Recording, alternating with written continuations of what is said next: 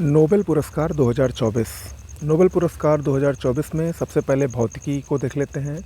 Physics का Nobel पुरस्कार 2024 ये दो वैज्ञानिकों को दिया गया है। जॉन जे हॉपफील्ड ये अमेरिका के हैं और जेफरी हिंटन ये ब्रिटेन के हैं, ब्रिटिश कनाडाई हैं ये। इनको आर्टिफिशियल इंटेलिजेंस के विकास में अग्रणी कार्य करने के लिए भौतिकी का नोबेल पुरस्कार 2024 प्रदान किया गया है। चिकित्सा के नोबेल की बात करें मेडिसिन के, तो मेडिसिन का नोबेल भी इस वर्ष दो वैज्ञानिकों को दिया गया है। ये हैं अमेरिका के वी एम्ब्रोस और अमेरिका के ही गैरी रूबकुल। इन दोनों को जीन गतिविधि को नियंत्रित करने के लिए माइक्रो आरएनए की उनकी खोज के लिए दिया गया है। आगे बढ़ते हैं हम रसायन के यानी केमिस्ट्री के नोबेल की बात करते हैं। तो केमिस्ट्री का नोबेल 3 वैज्ञानिकों को दिया गया है। इसमें अमेरिका के डेविड बेकर, ब्रिटेन के डेविस हशाबिश और अमेरिका के ही जॉन एम जम्पर शामिल हैं। आपको बता दें, डेविड बेकर जो अमेरिका के हैं, इन्होंने कंप्यूटेशनल प्रोटीन डिज़ाइन के लिए इनको नोबेल पुरस्कार के लिए चुना गया है। वहीं पर डेविस हशाबिश और जॉन एफ जम्पर को संयुक्त रूप से अमीनो एसिड अनुक्रमों से प्रोटीन संरचनाओं की भविष्यवाणी करने के लिए नोबेल पुरस्कार से नवाजा गया है। तो यहाँ पर ये जो पुरस्कार राशि मिलेगी उसमें आधा, जो पुरस्कार राशि का आधा हिस्सा वो डेविड बेकर को जाएगा और इस आधे हिस्से में जो बचा रहेगा उसमें इन दोनों लोगों में शेयर होगा। ओके। साहित्य के नोबेल की बात करें लिटरेचर के, तो साहित्य का नोबेल दक्षिण कोरिया की उपन्यासकार हान कांग को दिया गया है और ये साहित्य का नोबेल पुरस्कार पाने वाली पहली एशियाई महिला बनी है नोबेल पुरस्कारों के इतिहास में। कौन?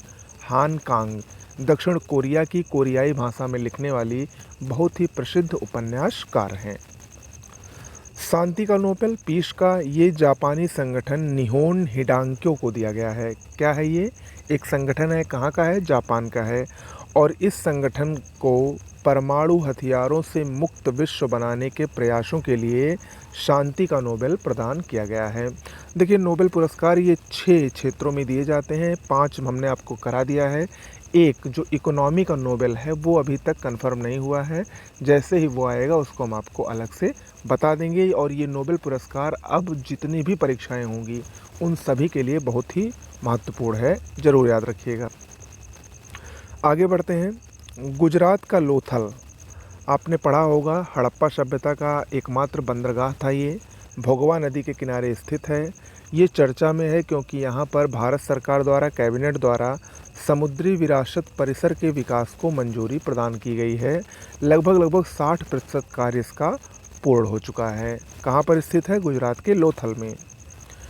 लद्दाख में विश्व के सबसे ऊंचे इमेजिंग चेरेन कोव टेलीस्कोप वेधशाला का उद्घाटन हुआ है और इस टेलीस्कोप का नाम क्या है? मेस का फुल फॉर्म है मेजर एटमॉस्फेरिक चेरेनकोव एक्सपेरिमेंट।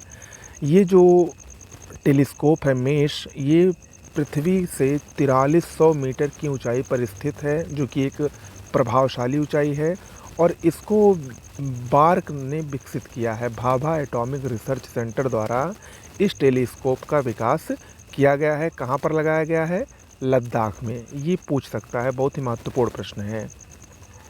अगला है माउंट धौलागिरी। ये नेपाल में स्थित विश्व में 7वां सबसे ऊंचा ये पर्वत है। 8167 मीटर इसकी ऊंचाई है।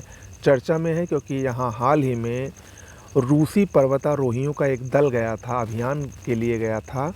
वहाँ पर 5 रूसी पर्वतारोहियों की मृत्यु हो गई। कहाँ पर? माउंट धौलागिरी में। तो इस वजह से ये चर्चा में है, याद रखिएगा। लाओस पीडीआर, ये देश चर्चा में है क्योंकि यहाँ हाल ही में प्रधानमंत्री मोदी ने अपनी 2 दिवसीय यात्रा कंप्लीट की है।